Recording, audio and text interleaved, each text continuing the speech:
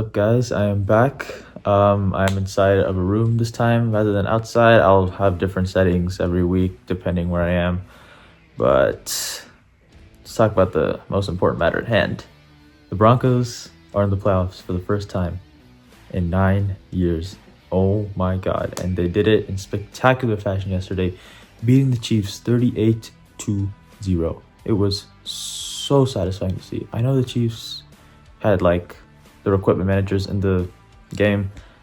They had third stringers and all that, but 38-0, 38-0. And those guys, those backups, are still fighting for jobs, and we just made sure that they were not going to put any good film out there. So that was incredible to see. But yeah, it's been a long 9 years. It's been 9 years with quarterback turnover, coach turnover. So much has been going on. I mean, we win in 2016, and then all of a sudden, nothing for the next 9 years. I mean, it was just a tough 9 years. But yeah, let's get right to it. So yeah, the Broncos are in the playoffs. They will be facing the Bills next week. I'll get into that more later. Right now, it's just time to celebrate. I don't even care about this matchup. We're just in the playoffs. We're the 7th seed. It does not matter. I don't care how we're gonna do. If we win, great. If we don't, it's still a successful season. So first things first, reflection on this season. The Broncos, before the season, they were doubted, and I'm not gonna say it's unfair. We're drafting a rookie quarterback. We discovered Russell Wilson, but we had to pay him. We had to eat his contract and still pay him while I was in Pittsburgh, so we were hindered by the cap. So it's not unreasonable for people to think that we were not going to be a great team this year. We were, I think, projected to win 5 games. A lot of analysts and networks predicted that, which is, it's not a horrible prediction. I thought we would go 7-10 before the season. So that's not what takes me off. What takes me off is that we were ranked the 32nd ranked roster according to Pro Football Focus. How do you? I get we're not the best roster. I mean, obviously we're not the best roster. We're not the most talent, but to be ranked 32nd, Vance Joseph had this defense playing at a high level all of last year, especially after the Miami game. Second half of the season, excuse me, not Miami, but more like the second half of the season. Our defense includes Patrick Surtain, Nick Bonito, and now we added Brandon Jones. It's not the greatest group of people, but ranked 32nd, and we have Cortland Sutton, Marvin Mims, Javonte Williams. I don't see Garrett Bowles, a left tackle. Is it a great roster? No. 32nd? I don't think so.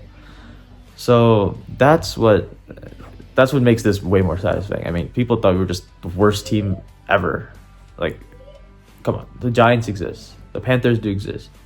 Although Bryce Young is playing really well, and that team might actually be pretty good now. But yeah, it's just been this season. We've proved a lot of doubters wrong. And then people thought we reached for Bo Nix.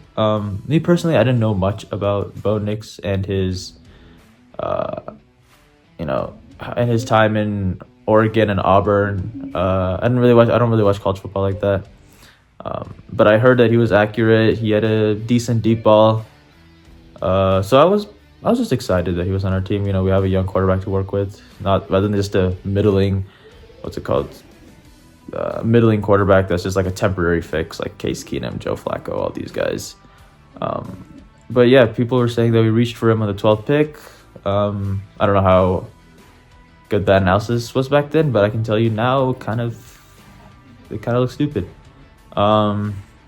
He has 34 touchdowns, leads all rookies, over 4,000 scrimmage yards, including running and passing, and 34 touchdowns includes the running as well. And he also has a receiving touchdown. In his final game of the season, he had 26 of 29 completion percentage, which is around 89.6 around there, which is a franchise record. In your season final, in a game where you have to win, he has a 26 out of 29 completion percentage for 300 12 yards and 4 touchdowns. Like that's insane. That tells me the moment's not too big. I know it was against the Chiefs backups, but the moment is not too big. Like this was a game where you lose and we're out. Like there was no safety blanket to fall on. Like the last 2 games, the Chargers and Bengals, at least we had there's next week. No. This game was it. And yeah, this after the win, I just immediately reflected on like the last 9 years. Like, oh my God, from Trevor Siemian, Brock Osweiler, Paxton Lynch, Case Keenum, Joe Flacco, Drew Lock, Brandon Allen, even like Russell Wilson, Teddy Bridgewater. Like, oh my God, we really went through the gauntlet of middling quarterback play, and we thought it was gonna end with Russ, but you just had to wait one more quarterback, and there comes our guy, Bo. I don't know why I said Bo like that, but yeah, here comes our guy, Bo, and I'm hoping that moving forward, he is our guy. Obviously, one season doesn't determine everything. Like he could have a great rookie year, and could fall off next year. Kind of like what's happening to CJ Stroud right now, but hoping for progression next year, not complete regression. Obviously, teams will have more film on him, but I'll get into that way later. Right now, we just celebrate. Another person that deserves credit is Sean Payton. We know that Bo Nix has turned around this franchise with this great quarterback play. Best quarterback play since Peyton Manning, but Sean Payton, he has come in here and changed the culture.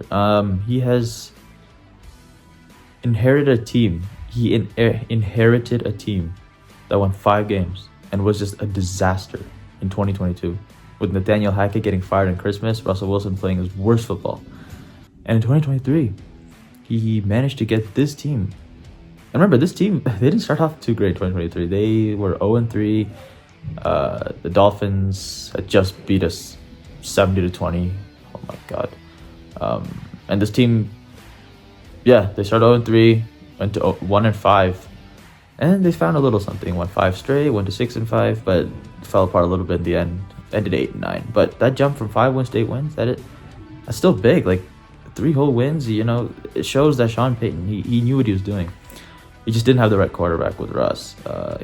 Russ's skill sets don't fit with Sean Payton. He's very improvisational. He's not on schedule. He doesn't see the middle of the field very well. He's, so his style of play just won't fit with what Sean Payton wants to do.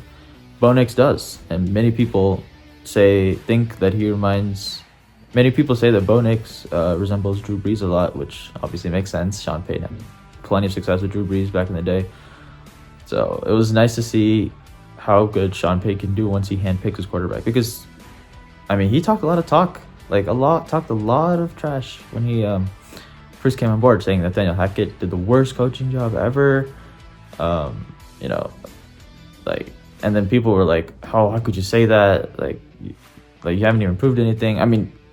There was a lot of naysayers, but Sean Payton, he's a fiery guy and he says a lot of things. But when you say a lot of things, you got to back it up, and he's backed it up. He's got this team ready to play. Like he got this team ready to play yesterday in a must-win game. That I don't think we can take for granted, because not every team that needs to win wins. And I've seen a lot of scenarios where teams lose to backup teams. Like it's not a given. Like us winning 38-0, it should not just be glossed over. That's impressive. So I think Sean Payton deserves a lot of credit. Just overall, it's been a crazy decade of football for the Broncos. Crazy meaning bad. It's definitely been a bad decade of football. We'd have our bright spots here. We thought Drew Lock was the guy a few years ago when we traded for Russell Wilson. I think I threw a party almost. But yeah, I think this time it feels real. I'm a little bit more reserved in my excitement, just because I don't want to get blindsided again. But with this first year and how he's doing as a rookie, we can build a team next year around him. We can maybe get a running back, one more wide receiver. I think what Bo is doing right now with a okay offense around him. Imagine what he does with a great offense, it's pretty cool to see this team turn it around after 9 years. And yeah, Broncos playoffs. That's still insane to me. They play the Bills next on Sunday morning, I think, around on Jan 12th. We'll see how that game goes. Buffalo's like 8.5 favorites, 8.5 point favorites. So that'll be a little terrifying. But you know what? It's one and done. It's the NFL playoffs. Anything can happen. So let's freaking go.